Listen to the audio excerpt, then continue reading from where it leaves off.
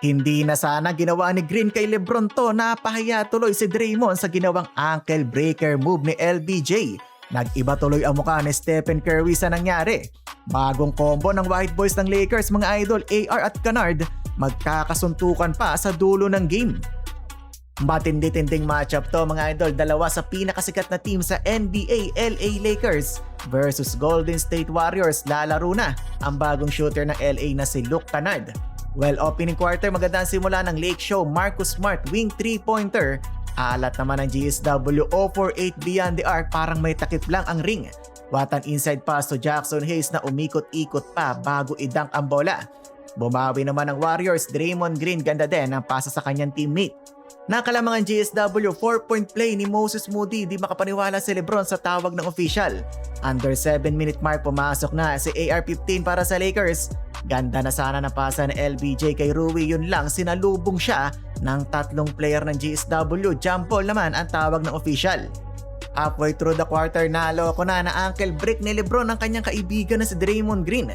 Simpleng jab step mula kay Lolo Bron, napakahawak sa sahig si Dre.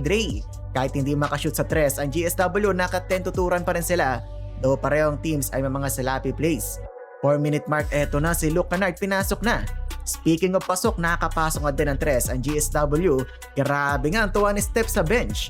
Eto, unang attempt ni Luke Kennard sa kanyang bagong team, pasok agad ang tres mga idol. Napa-timeout nga doon si Steve Kerr, grabe parang binato na lang yung bola, swak pa din. Kaya naman pala napatay mo si Steve Kerr dahil pumapangalawa pala sa kanya si Kennard sa 3-point percentage all time. Kilala niya kung gaano katinik na shooter ang player na to. Natapos ang period, may 1-point lead lang ang Warriors, 21-20. Second quarter, LeBron James ng mama na mga idol, spin move sabay pull up, nakabingwit pa ng foul. Lamang na ang LA 27-23. Babawi pa sana si Green ng post-up, butata nga lang ang inabot niya kay Larabia. Green bullet pass to Pods, grabe naman makabutata si Al Horford. Huling-huli niya doon yung tira ni Kennard. Nakuha ulit ng Warriors ang kalamangan ng makatres si Pat Spencer.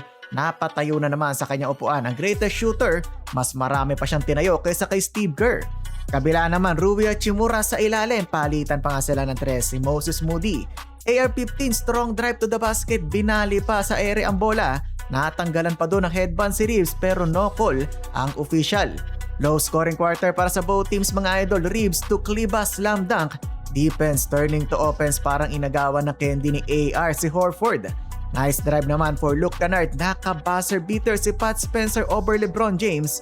Top jumper, napatayo na naman sa tuwa si Curry. 42-41, lamang pa din ang Warriors. Third period, takeover mode na si Lebron, nakapasok ng tres. Sumunod na play ng Araro ang rookie ng Lakers and 48-42, lamang ng 6 ang home team. Nagliliyab na sa opensa ang oldest player in the league. Binoldoser ba naman si Pat Spencer and 1 basket.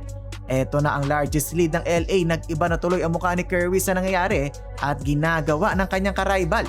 Abat hindi papatalo si Green po makawala ng tres. Unang field goal ni Draymond. Pagpasok ng bola, inasar-asar pa si Lebron. Yun lang, binawian siya ng tres ni LBJ. Tahimik pa ang opensa ni AR pero pumakita ng highlights ang star ng Lakers. What a crossover kontra kay Moody. Tinapos niya pa ng napakagandang finish sa basket. Bumawi ng highlights si Moody. Allen Iverson crossover sabay step back 3 laban kay Reeves. AR starting to feel his rhythm. Pumalo na 12 ang lamang ng LA. Nabidyohan naman ang trash talkan ni Draymond Green at Luka Doncic. Hindi na nga naglalaro si Dadon dahil may injury pero nakarinig pa din ng trash talk. Ed ng third lamang pa din ng Lakers, 79-71. 12 third quarter points ang naitala ni Lebron. Fourth quarter, 2 threes in a row mula kay Rui Hachimura. Si Luka naman ang napatayo at todo palakpak sa kanyang nakikita.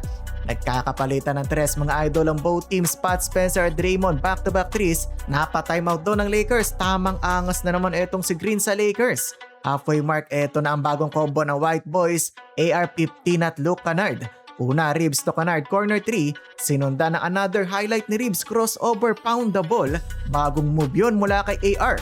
Transition naman Reeves to Kennard to Bando for slam dunk. 7-0 run para sa Lake Show.